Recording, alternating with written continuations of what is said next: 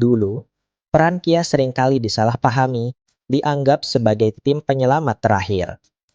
Mereka itu seperti mobil pemadam kebakaran, lengkap dengan sirene yang meraung-raung dan lampu kedip-kedip, baru datang dan beraksi setelah semua masalah, semua kebakaran di sistem sudah terjadi dan meluas. Mereka baru dipanggil ketika bug-bug besar sudah muncul di produksi, menyebabkan kerugian dan kepanikan di seluruh tim. Bayangkan skenario ini, tim merilis fitur lupa password jam 10 pagi. Namun, Kia baru sempat menguji jam 3 sore. Saat dicoba, pengguna malah dialihkan ke halaman error generate. Setelah diselidiki, penyebabnya sepele, hanya karena variabel lingkungan yang salah konfigurasi. Ini menunjukkan betapa terlambatnya Kia terlibat dalam siklus pengembangan, menyebabkan masalah yang seharusnya bisa dicegah. Dan di tengah kekacauan ini, siapa yang paling sering disalahkan? Tentu saja, tim Kia. Mereka dituding tidak menemukan bug krusial sebelum rilis. Padahal, tim Kia seringkali belum sempat membaca user story atau memahami detail fitur karena masih menunggu proses build selesai. Keterlambatan ini membuat mereka tidak memiliki waktu cukup untuk pengujian komprehensif dan proaktif. Namun, semuanya berubah drastis seiring evolusi teknologi dan metodologi pengembangan. Tim mulai mengadopsi praktik rilis harian, bahkan beberapa kali sehari, berkat arsitektur microservices dan implementasi CI/CD. Dengan auto-deploy yang mulus, kecepatan rilis menjadi prioritas utama, membuat cara kerja lama Kia tidak lagi relevan dalam lingkungan yang serba cepat ini.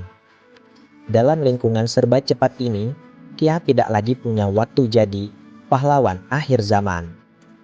Jika tim merilis fitur setiap hari, potensi bug juga ikut rilis setiap hari. Pengguna mulai mengeluh, kenapa tiap hari aplikasinya error? Situasi ini memaksa tim untuk mencari pendekatan baru dalam menjaga kualitas, karena cara lama sudah tidak efektif. Nah, disinilah titik balik krusial itu terjadi, sebuah revolusi diam-diam yang mengubah esensi peran Kia. Peran Kia tidak lagi pasif menunggu di ujung siklus pengembangan. Sebaliknya, mereka mulai terlibat sejak tahap paling awal, bahkan sejak "halo, dunia" pertama kali diucapkan dalam proyek, memastikan kualitas dibangun dari fondasi yang paling dasar. Keterlibatan awal Kia terlihat di sprint planning, mereka aktif buka suara. Misalnya, menyarankan validasi email di backend, bukan hanya UI, untuk pengguna screen reader. Di sesi desain, Kia menjadi suara nenek-nenek yang kritis, menyoroti alur pengguna yang rumit seperti login, klik 3 kali, scroll, baru ganti password. Ini memastikan pengalaman pengguna tetap intuitif dan mudah. Saat pair programming, Kia nimbrung seperti tetangga, kepo, yang konstruktif. Mereka menyoroti detail teknis, seperti pengecekan nilai nol saat mengambil data dari API, mencegah aplikasi crash jika pengguna offline. Kia bukan lagi pembawa daftar dosa, melainkan teman diskusi berharga yang membantu tim menciptakan kode lebih tangguh dan tidak cepat usang. Lambat laun, tim mulai memanggil peran ini dengan sebutan baru yang lebih mencerminkan kontribusinya, quality coach. Mereka bukan lagi polisi yang menuduh, melainkan partner proaktif.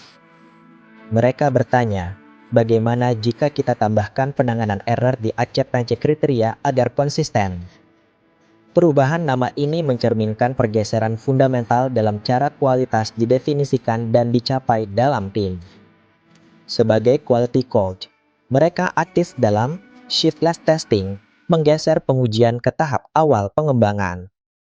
Mereka ikut membuat test case sebelum coding dimulai, memastikan setiap skenario dipertimbangkan matang. Mereka juga memastikan otomatisasi tes berjalan lancar di setiap tahap pipeline CI/CD, sehingga setiap perubahan kode dapat diverifikasi cepat, mengurangi risiko bug di produksi. Kehadiran quality coach membawa dampak positif, rilis lebih cepat karena bug ditemukan di awal, bukan di produksi jam 2 pagi. Technical debt berkurang karena kualitas jadi prioritas tim, bukan tugas satu orang. Tim lebih kolaboratif, dengan Kia sebagai jembatan antara user, product, dan dev. Pengguna pun lebih bahagia karena fitur berfungsi optimal. Evolusi peran Kia bukan hanya soal gelar, melainkan pergeseran mindset fundamental. Dari defensif, itu bukan salahku. Ketika ada bug, kini berubah menjadi proaktif dan kolaboratif. Semangatnya adalah, ayo kita bikin lebih baik bareng-bareng. Ini ajakan untuk bertanggung jawab bersama atas kualitas, melihat setiap masalah sebagai peluang untuk belajar dan meningkatkan proses. Quality coach itu seperti pelatih tim sepak bola. Mereka tidak bermain di lapangan, namun merancang strategi, melatih teknik, dan memotivasi pemain.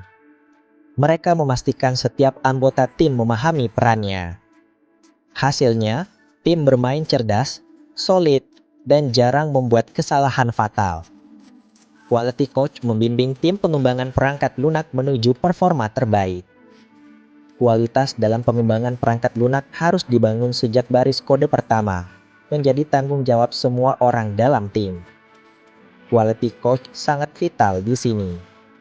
Mereka adalah arsitek budaya kualitas, memastikan prinsip-prinsip kualitas tidak hanya dipahami, tetapi diterapkan konsisten di setiap tahapan. Mereka adalah penjaga kualitas yang memastikan setiap produk memenuhi standar tertinggi.